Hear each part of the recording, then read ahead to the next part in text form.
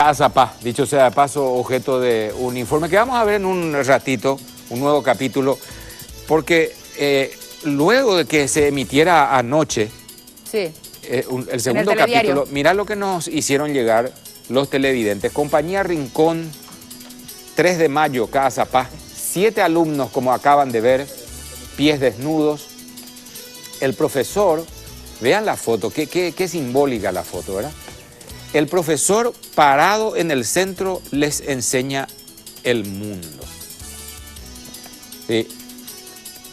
La fogata es el mundo verdadero para ellos porque así están dando clases.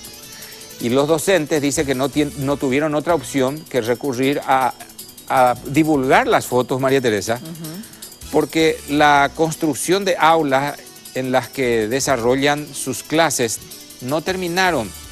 Y dicen que acá, esta imagen, mira lo que es. Sí. Pies descalzos, el profe en el medio, una fogata, sí, un mapamundi, un globo terráqueo.